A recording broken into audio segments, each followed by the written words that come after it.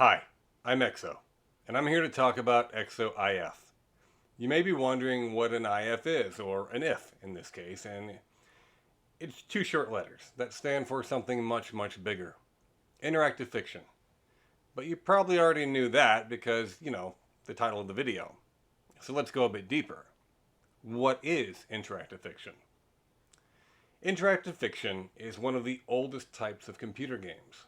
While many folks and websites will claim that Colossal Cave Adventure, originally just called Adventure, is the first interactive fiction game, I found that the first is actually a small game known as Castle, which was written by Peter Langston using his Wander tool back in 1974, a full 3 or 4 years before Colossal Cave was written. Both the Wander system and Colossal Cave got their start on mainframe computers hosted at universities. The games were often started by one person, but then others would step in and continue to expand the games into massive worlds with hundreds of locations and events. What started as a recreation of Will Crowther's exploration of the Mammoth Cave system began to evolve into something with fantastical elements. Over at MIT, a group of guys were inspired by the Colossal Cave network, and they felt that they could improve upon its limitations.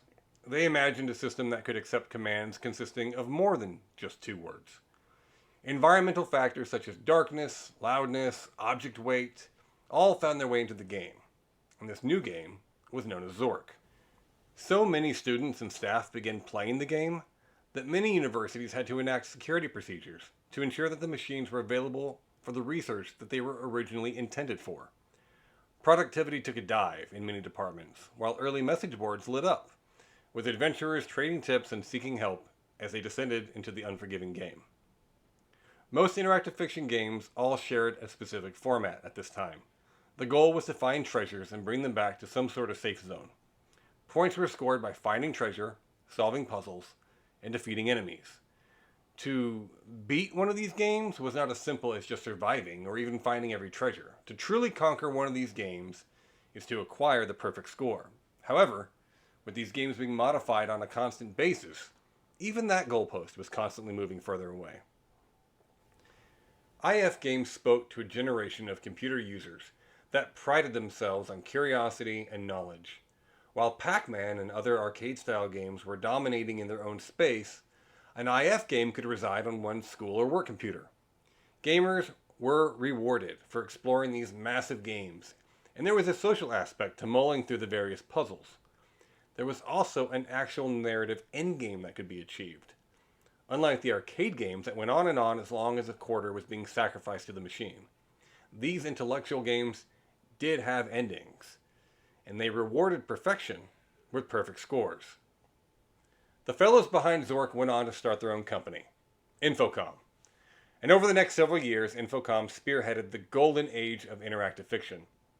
Infocom found success in bringing this new form of entertainment to home computers.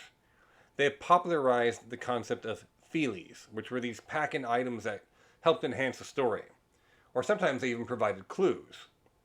Fantasy, science fiction, comedy, and even romance novel-style games that were specifically designed for women were all released through the early 80s. Infocom was also one of the first companies to realize just how lucrative selling hints could be. Their pay-per-hint system eventually gave way to the Zork Users Group, or ZUG, and they began to publish the popular Invisiclues hint books. These included hints in invisible ink that had to be revealed using a special marker, as well as maps and other clues. Anyone who's used the Universal Hint System would be familiar with this style of help. Realizing that just reading the questions alone could reveal the spoilers, the authors would embed fake questions to throw readers off. These books sometimes brought in more money than the games themselves. Al Lowe of Sierra fame once said that they sold more hint books for Leisure Suit Larry than actual games. Interactive fiction games continued to evolve as computers got exponentially more powerful. What started as simple text-based prompts gave way to rudimentary images, with occasional PC speaker beeps. Sierra Online's first game, Mystery House, was one of these early text adventures with basic graphics. Then came the higher resolution graphics, and even animated sequences, along with MIDI soundtracks and speech samples. New companies such as Level 9 and Legend Entertainment, which was founded by Steve Moretsky, who got his start at Infocom, began to compete with the full-blown point-and-click adventure games as Sierra and LucasArts began to push adventure gaming into a new era. The introduction of TADS and Inform, which were tools that allowed enthusiasts to develop their own adventures, then kept the genre alive for the next 30 years, with new games still being released all the time.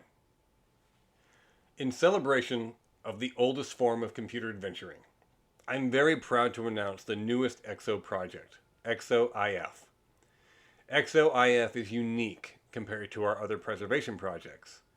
Projects such as EXODOS and EXOWin3X have focused on specific platforms, while EXOScumVM and EXODream have focused on specific emulators. eXoIF attempts to focus on an entire genre. And when a genre spans 50 years, that leads to a multitude of platforms. In fact, we have built in support for over 50 platforms. From original mainframes to modern browser-based games, this collection is designed to capture them all. In this first release, we have added 876 unique titles. Some of these were only released for a single platform. However, others were released on multiple platforms. When you fire those up, you'll be given the option to launch from a wide variety of versions. The focus on this release has been commercial releases. And yet, even with these 876 games, we've just scratched the surface. We are well underway with work on the second release of this project, and we already have over 1,000 more games queued up to be added. This project has been percolating for a long time. 15 years ago, while I was working on EXODOS, I continually came across interactive fiction games that I was having to leave out because they were not native to MS-DOS. So I created a folder, and I called it eXoIF on my hard drive, and I started dropping these games in there, with the idea of eventually turning it into a project. Fast forward to 2024, and while working on the next iteration of ScumVM, I was complaining on my Discord about their implementation of Glake, which is their interpreter, and a longtime community member, G. Schmiedel, stepped forward and offered to assist, as he had been wanting to put together an Infocom project. Several months and hundreds of hours later, and we are both very proud to offer this first release of eXoIF to the community. As with all of the EXO projects, you may download eXoIF from our project website at www.retro-exo.com. You can find a link to the website, as well as an invitation to link to our project Discord below in the description. All downloads are offered via torrent. We have a set of channels on the Discord for each project, so if you would like to check out the master list of all games currently in, the ones being added in version 2.0, if you'd like to suggest a missing game, report a bug, provide any feedback whatsoever, that would be your best resource. Thank you for joining me on this incredibly brief history of interactive fiction and our announcement of eXoIF.